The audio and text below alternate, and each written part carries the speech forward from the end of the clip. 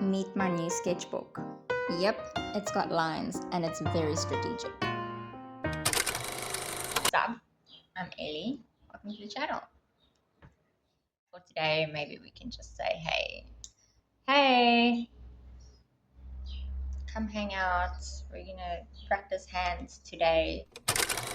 Based on my last two videos, I've introduced that I'm gonna do a character compilation, and there are some things I would like to refine before I start that in the new year. Mainly hands, because I'll put something here to show you guys why. I don't know if you guys see it, but I can't unsee it every time I draw characters with hands. So nothing serious today, just some practice, which, let's be real, that's like 90% of art. It's just practice. Not really. I don't know what the real percentage is, but it's a lot, right? A lot of practice. A lot of practice when it comes to art. And to take the pressure off, I got myself one of these guys and even wrote myself a pretty little note. And well, I've already done some practicing already. And I say take the pressure off because if it's a nice sketchbook, then I'm going to want to do nice drawings. So if it's just a random crappy little book, then I don't have to care about the drawings being nice. I can just practice. So it's strategic.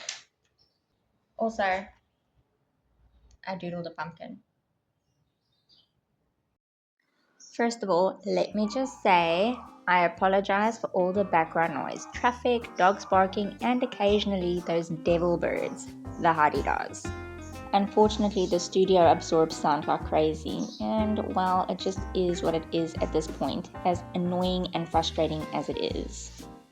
But getting into it, right off the bat, I was looking for references, and let this be a disclaimer, all the hands I drew were referenced from images I pulled off of the internet.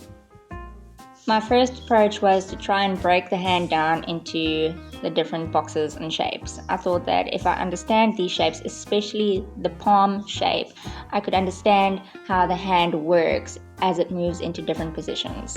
I was wrong. Those shapes ended up confusing the heck out of me.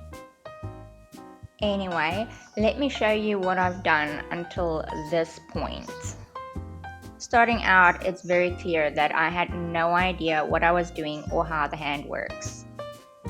This shape is one that I'm particularly interested in because as I draw my characters, they mostly stand in positions where the hands fall in that way. And it's very obvious at this point that I was still very unfamiliar with the concept of how a hand works. At this point though, I could see very subtle improvements. I think I was just starting to get the hang of it. Still not quite there, but definitely slightly better than starting out. But then we get to this page on the right and I feel like there's drastic improvement. But if I look at the previous page, I feel like subtle improvements were showing up already. I did, however, notice that trying to draw hands with a box method produced really bad results, while all these hands were referenced from hands that looked like hands in their final form. And I feel like this produced better results. So going forward, that's what I did. I just drew the hands as they are from references instead of trying to figure it out with the boxing method.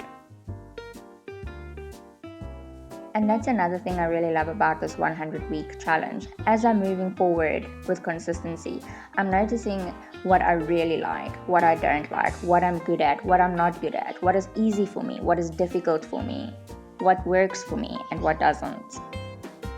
But I'll talk more about that in my next reflection video. At this point, I was at number 73 and I was shooting for 100. As someone once told me, there's power in the number 100. Hence why the 100 challenge, or in my case, 100-week challenge. Up until this page, I felt like I was doing really well with the hands.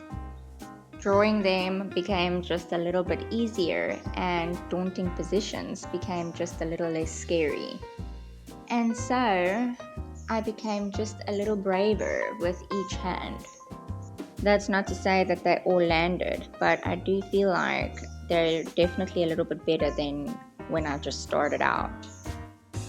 Wow, that was until I got to this page. On this page, I feel like I totally messed up. None of these hands felt like they came even remotely close to what I tried to do, and they looked just as amateur as my starting line. In my defense though, at this point, I'd drawn so many hands and I got tired, so I gave myself a break. But just look at that previous page. It's not perfection, but it is so much better than the starting line. Second page though, not so much. Like I said, I felt like I was taken right back to my starting line. But I do feel like it's because I got tired and I got lazy, which is another really valuable thing I'm learning. Taking breaks from what you're working on is so important. It really can make or break your work. So when I find myself half-assing it, getting tired or getting lazy, I take a break and come back with renewed energy and fresh eyes. And it worked like a charm because going forward, I was very pleased with all the outcomes of the different hands. And over here, I'm already working on number 88 and somehow skipped a page, but I do reveal it later on. And here we go, a reveal from where I last left off earlier in this video. The hands on the left are not bad. I know that they didn't quite land, some of them, but some of them aren't bad. I am pleased with that and feel like there is a lot of improvement compared to the starting line. The hands on the right though just didn't land. The bottom one may be almost, but not quite there. Moving on to the next page now, the one I skipped in the earlier clip. I'm so pleased with how this page came out. I feel like it's art in itself. But over here, I'm working on 84, 85, and 86. I feel like over here, there's a certain looseness to the drawings now. They are not so stiff. And I really think that's just because of progress. Drawing them got just a little bit easier. I was a little less scared approaching the different hands. And maybe even got used to how they are shaped. These hands and these pages are probably my favorite out of the bunch. And I also had a lot of fun with this spread. As I mentioned at the beginning of this video, I am practicing hands because of my upcoming character compilation. And as I have mentioned in previous videos, my characters are precious to me. And so when I finally do approach the compilation, I really want to execute it well, with skill. And I feel like when I can't draw hands properly on characters that I absolutely love, it somehow takes away from the drawing. It somehow impacts on the quality of the drawing. And I try not to hyperfixate on it because as I'm drawing characters, I'm learning and practicing so many other things. And well, hyperfixating on the hands would just hold me back. It would stunt growth. And here is the next set of hands on the next pages. Again, I feel like some of them are not too great, but progress nonetheless. And this is the final pages. I'm very pleased with how these hands came out. And for the last hand in this practice, I wanted to go with something fitting. And what is more fitting than this? I don't know if the numbers can be seen on the screen, but full disclosure, this is not 100 hands. I stopped at number 98. That is very intentional. There is method behind my madness. The final two hands will be drawn in the next video as a piece of art, not just practice. But let me know what you think. How did I do? And do you have any advice? Have you practiced hands? At what point did drawing hands click for you? Do you have any tricks or hacks that make it easier for you? Let me know in the comments. And that's it. Thank you so much for your time. Thank you for watching.